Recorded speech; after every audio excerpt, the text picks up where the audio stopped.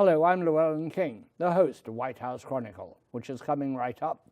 But first, I would like to acknowledge our sponsor for this program, Public Utilities Fortnightly, the well-established, 100 years in fact, utility industry magazine.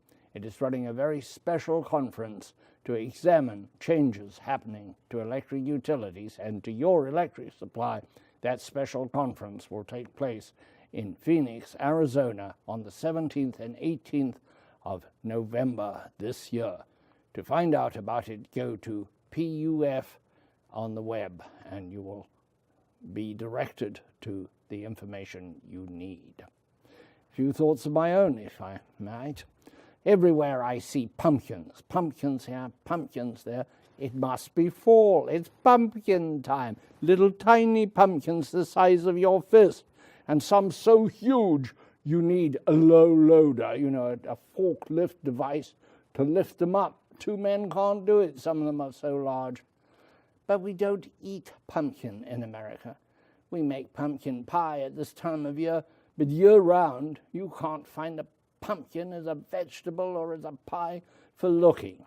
I think that's sad. Where I grew up in Central Africa, pumpkin was a very important vegetable. Everybody ate it. We ate it usually same way you would eat a squash or a marrow, boiled and maybe mixed with a little sugar or something else to spice it up, or maybe just the way it was. Very popular vegetable, very edible, very good for you.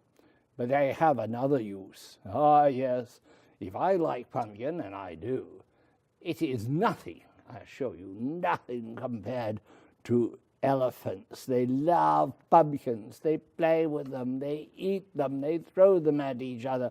Go on YouTube. Look at elephants and pumpkins. They have a whale of a time. So think about elephants, the pachyderm, and the pumpkin. It's a great subject. I'm going to ask Linda Gasparello, the co-host of this program now, to introduce our very important guest for today. Linda? Our guest today is Walter Callender. He's been on the show before. He's the founder and managing partner of C-Squared Strategy in New York City. Previously, Walter had served as managing director of global research for Bankers Trust in New York, and he has extensive experience in starting business and has co-founded Practico Innovation in Providence, Rhode Island, which is a private company that seeks to identify, discover, and invest in ingenious business ideas in minority communities, which can benefit from using science and technology solutions. Absolutely. We're very excited to have you here. Thank you very much. Because of minority businesses and the whole business of being an entrepreneur. Who is an entrepreneur? What makes an entrepreneur? And once the entrepreneur has started the small business, how to keep it alive, how to grow it into something that is sustainable for many decades, that may grow to be a larger business, but also could just provide a very good living for its owners for a long, long time. A family business, in fact. What is the biggest obstacle entrepreneurs face? That's a very good question. I mean, typically, we've found that most entrepreneurs, yours truly included, that the 3 C's, cash, customers, and company. So from that is that usually there's a tremendous demand to get capital to be able to invest into the business. That along in terms of actually building the company is actually finding the right resources, the people resources in general, to build the right kind of infrastructure so that you can not only develop your products and services, but that you can sell them effectively. I have this feeling, Walter, that actually the entrepreneurism goes much deeper and is a much more primitive desire. Yeah. And that is people like my father, Yeah. who never made much money, never had a big company, but always worked for himself because to him he was a mechanic. Yes. So he had a little contracting business, but it was an anathema to him to work for other people. Yes. He wasn't very good at it. He didn't know how to deal with authority. He was a very gentle man, but he couldn't handle the normal work situation.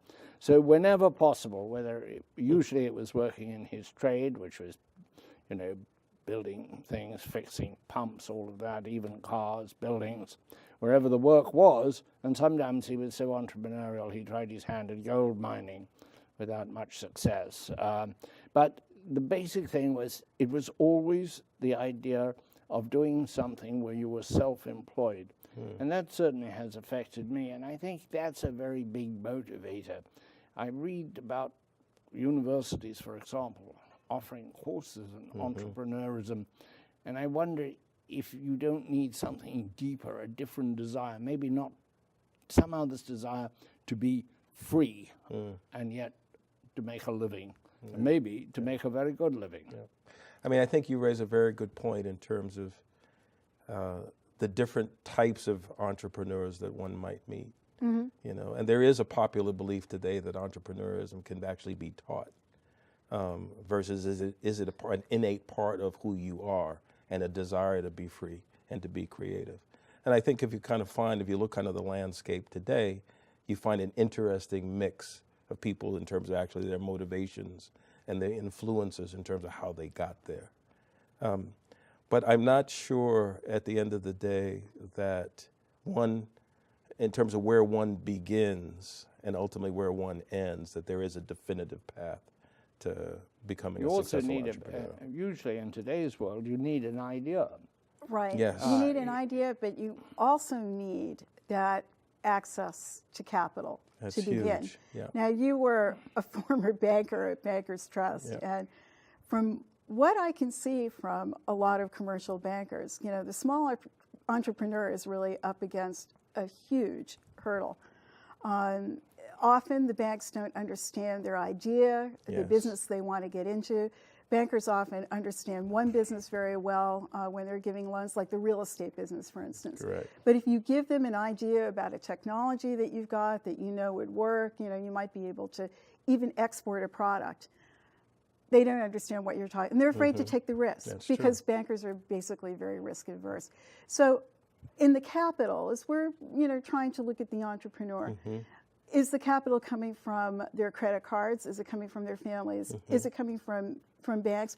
Is it coming from the Small Business Administration, where everybody thinks they're going to get a lot of money? If they've got a good idea, where's it coming from? Very good question. All of the above. All of the above. I think Any one more than the other? Well, or depending on the situation. You find in terms of kind of what dreams are people pursuing. So in certain dreams where there is a large capital requirement, let's say you're in manufacturing, so that there is a huge demand and a need for equipment, then you'll find that people will actually use very traditional sources. On the other end of the spectrum, you'll find people certainly in the software side of the business, that the cost of starting a business now is so low, but the cost that you can pay for data in a cloud, being able to contract out a sales management system through a Salesforce.com that you can do, a payment system that is easy to set up. So you can find in certain cases people will actually use family and friends, remains very popular. Credit cards is certainly very popular. The traditional path to both banks, credit unions, and certainly people doing SBA loans is still very popular.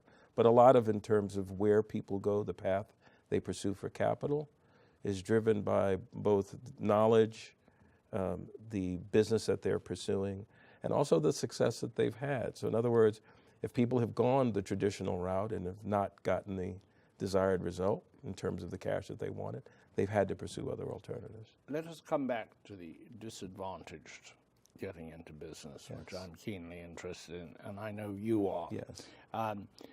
You can drive into any blighted area and you can see entrepreneurism, not quite doomed, but not what we want it to be.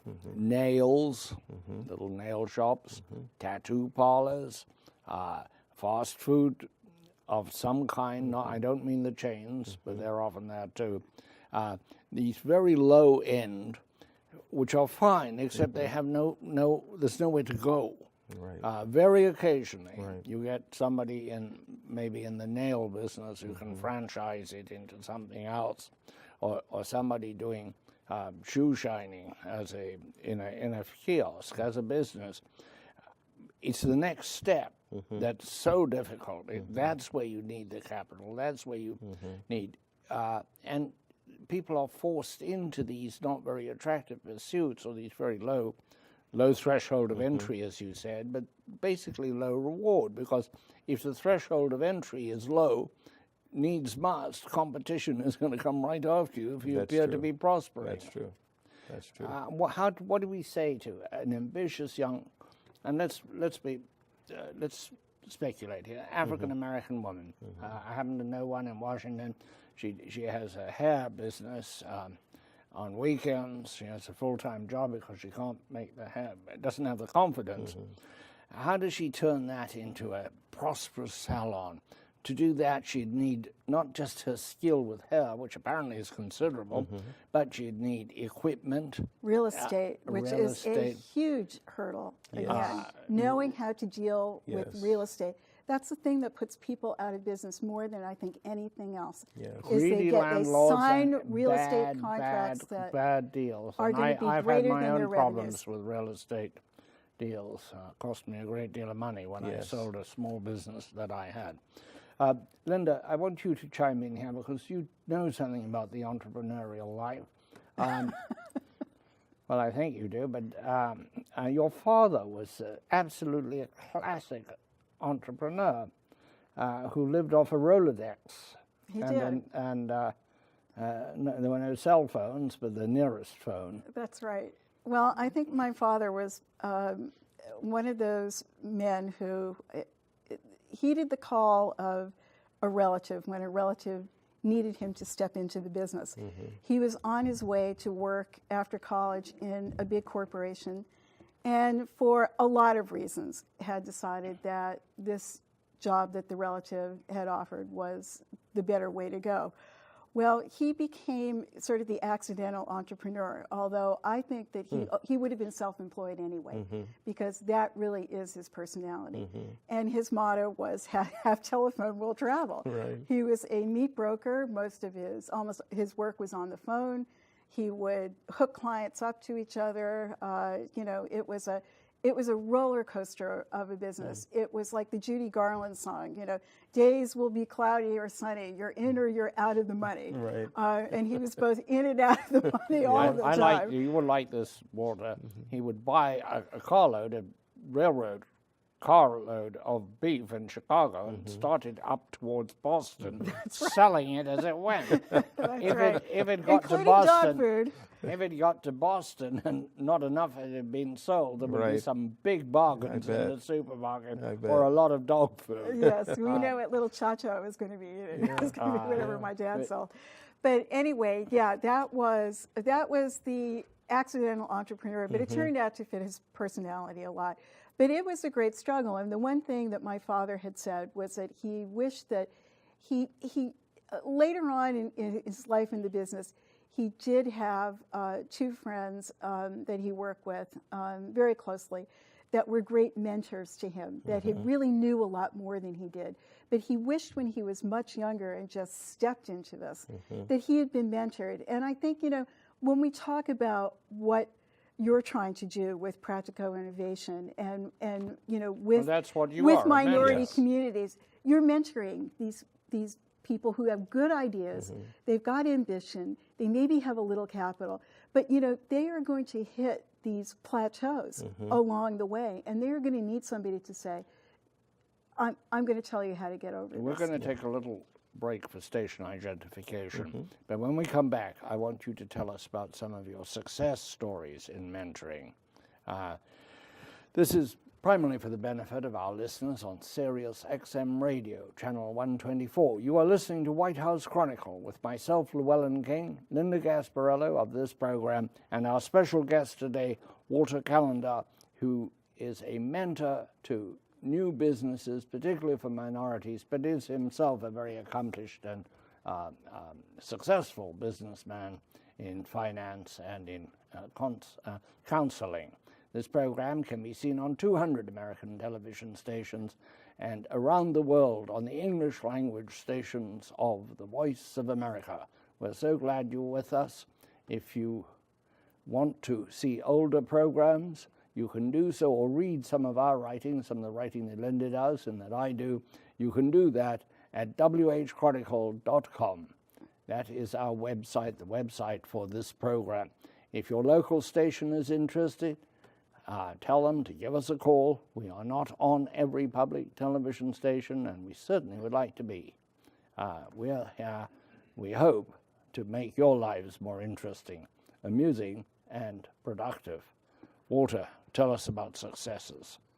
Well, Practical Innovation, which we've actually formed and founded as a private company in Rhode Island. And we were inspired to do so is because we felt that many of these invisible in plain sight communities in the state were not getting the right level of attention in terms of their creativity and ingenuity. Why? Because we have seen historically first world companies go to South America, Central America, Africa, and Asia in search of new consumer behaviors that influence their thinking for new products and services. And given the concentration both of the immigrant population as well as the distribution of the communities of color in Rhode Island, it was the best petri dish that we could find to actually invest. So not only were we being mentors, and I have two other partners, but we're also being cheerleaders, but primarily we're also being investors. So we are looking for ingenious ideas. Would you be interested in a good used television show? we could find a role for that. So we use a showcase format where basically we give away cash prizes that focus on certain ideas that are kind of aha, or I hadn't thought of that. It's funny how you'd mentioned the hair salon and being able to help perhaps the African American woman you mentioned in Washington, D.C. We found a woman here in Rhode Island who, a Latin American woman who wanted to open a hair salon. And we said, well, that's great. But what's unique? Is there a science and technology component? She had actually created a curling iron that used a certain amount of steam and how the steam was distributed through her iron, that she could actually do more heads in an hour and thus in a day and be able to make more money. That was a practical innovation. That was something we were interested in. And the parallels are, did you know that Liquid Tide, famous, the ubiquitous liquid detergent in the world? Yes. The idea for that came out of Latin America as they watched the housewife drag 10 pounds worth of dry detergent home, difficult to lift. She gets it into the kitchen and she stabs it with a knife just so she could just get some out to be able to get into the washing machine. 3 years later, Liquid Tide with an embedded measuring cup was born. Those are the kinds of practical ideas that we are trying to uncover, and we thought Rhode Island was a wonderful place to start. I'm so glad you said that, because I often think, and I've given lectures on this, that the better idea is in front of you. It doesn't necessarily require a Harvard education or an MIT degree. The better idea is in front of you. Walkman was a better idea. Before that, radios were like this. People had these things that looked like Martians on their heads. The head of Sony, this is now old technology, but he thought, why don't we put it somewhere else and put something like this, a little wire up to the so machine. I'm intrigued. Back to your innovator with the curling iron. And by the way, if she has any samples she wants to give me, I'd be very happy to have them. But back to her. Now, she was a winner of one of your awards last year. She was an idea entrant. She was an idea entrant. Unfortunately, she planted the seed of that idea, but I think that there was some dislocation in her family story that we've been unable to connect with her again. Right. Give me another entrant who actually has prosecuted an idea and has been able to sell this product abroad. You talk about the markets. I mean, the Latin American market, there's the African American market, or Africa exporters. And then, of course, Asian Americans are, natural exporters. I mean, I think. So among your entrants, tell me who have you taken from sort of start to finish? So and it's still a work in progress. The company's only been around for 2 years. Right. We actually had 5 winners last year, and one of the best stories that we like to tell is with a company called Purifad, which actually started in Rhode Island with a father and son team mopping floors. Right. And office buildings. Well, they had determined that the world was changing, both with the new technologies to build LEED certified buildings and commercial structures, and also in terms of how air and heat would be distributed using underfloor air distribution instead of everything that you would see up top. So they actually built a robot that could, from 200 yards away, be remotely controlled to be able to clean these LEED certified and these UFAD constructed buildings. We're happy to say that they've patented that robot. They signed their first client, a very large Boston-based mutual fund company, to a large six-figure contract within the past year. May I ask what their education was? The father and the son Yes. were not college educated. I'm glad you asked that, because I don't think, I think college is very useful sometimes, but it's not a prerequisite to That's be a right. successful entrepreneur. We agree. Or more, don't let the fact you don't have one inhibit you. Exactly. I do not think this is a barrier that you cannot get through, a ceiling that you cannot break through. Exactly. It isn't necessary, and the people we're talking about largely don't have college That's right. educations. That's right. But they will succeed if they think that they can do it. Exactly. I'd like to tell you a quick story about the hairdressing, and that is, everybody knows about the White Owl Sassoon. I mean, global beauty products. I watched White Owl being interviewed once, and the interviewer said, "Did you ever dream of going into another line of work?" He said, "I dreamt of nothing else, but I was a Jewish boy in London at a time when Jewish boys couldn't get into anything That's right. else Yeah. except They're things prevented like from that. hairdressing." Exactly. And so the interviewer said, "Well, you're a billionaire now, doesn't that?" He said, "That doesn't alter the fact. It was wrong that I couldn't be in insurance." Yeah. And that's a very beautiful illustration where people have been discriminated against and overcome the discrimination grandly in a superb way. Yes. And much creativity comes out of overcoming. Right. Yes. Yeah, we have found that if you look at the numbers, that in the 21st century economy, we talked earlier before about access to capital. So certainly for science and technology-based businesses, a lot of that money is being raised privately or through alternative channels. Angel funds, private equity funds, venture capital funds. Crowdfunding. Crowdfunding is crowdsourcing. popular. But the numbers, there's only 1 to 2% of the companies that are being founded are Black or Latino. Really? Okay, and a corresponding number of the same percentage of the funders, or in terms of the people who are actually backing that, and largely because those institutions have a traditional infrastructure that has served them well. So what we have been attempting to do with practical innovation is to make imagery an important part of the conversation. The belief that if people see us, that they perhaps think that somebody like themselves, upon hearing that message, may be inspired to come forth with the idea. Because we find very well-intentioned people and institutions and organizations, bring me, you're tired, you're poor, but they're disappointed that when they look out in the audiences to these open contests and their call for action, that there's very little representation. And what we've recognized is that we think that who the messenger is just as important as the message. You mentioned, and I think Linda also brought it up, the Small Business Administration. Yes. This is not, God's gift to every entrepreneur, Yes. because it's a long, slow process. You've got to qualify in various ways. You've got to have a certain kind of business. I learned at my own cost that publishing was not on the list. You have to have a Sherpa. You have to have an At SBA least. Sherpa So to that get you through the anybody paperwork. starting, it's not a startup. It's something you've got to be going really to benefit from, Yes. to apply for financing. Yes. And then it's actually a bank loan, isn't it? But it's guaranteed by the government. It's so. You don't get a check from the government. You No, get a check actually, from the bank. the government actually works with different financial agents in terms of the disbursement of monies.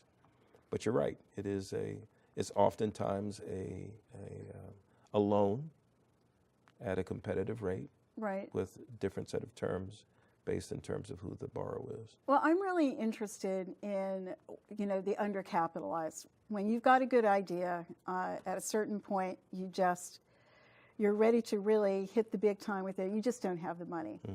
And you still could not really prove to a bank that this is going to go somewhere. Right. Because you don't really have that skill, you don't have that experience. Yeah. So you come in at that point too, and you will help your clients get through that point when they need actually to go for a lot more money, which is a really scary thing. Exactly. So what we actually do is that through the showcases, we award a nominal amount of money to the winners. Right. And then we actually have created workshops in which we get a chance to really lean in and to understand their businesses, that it's all driven around this notion of business value. Have you created something that people need? And if they need it, will they pay for it? And then if they will pay, what will they pay? So by leaning in, we then start to learn more and more and be able to help folks shape the idea into a more formative concept business. And then we look at either through some combination of ourselves as well as our network of investors of the right kinds of introductions that would give them the access and to the capital. marketing, and who's doing the marketing at that point? Are they? This is another thing. You've got no training in marketing either. So we those are very good questions, Linda. What we do is between ourselves, and there are a handful of partners that we utilize within Rhode Island that offer a wonderful training base for marketing, for finance, for product development. Can you franchise this, make it universal so that you operate in Washington and New Orleans and Los Angeles? We'd love to be able to do that. As soon as I discover that cloning pill that allows all three of us to be able to be in multiple places at the same time. But this idea certainly deserves to be. It is portable. It is elsewhere. portable. You're absolutely right. Give us some other contestants, that you've given the seed money to. You've got a whole new set of them. You've got your. This is the second year of This is the Practico. second year. That's correct. So who are your latest awardees? Just as recent as last Wednesday, we had three primary winners. One was a gentleman who has created a proprietary insulation using cellulose fiber that is fire retardant, that is non-toxic, and is also animal retardant. Is that patented? It's not patented. He is in the process of actually applying for a patent. Right. And he uses recycled materials with no newsprint. We're running out of time. What are the other two? And the other two actually is a reinforced steel for bars and security in home and commercial structures that has blinds that are creative design blinds that can be interchanged. And the third is a mobile application for tour bus and municipal bus drivers that is technology used to record the data of their trips and destination. That's our program for today. We'll be back next week. Please come along if you can. Cheers.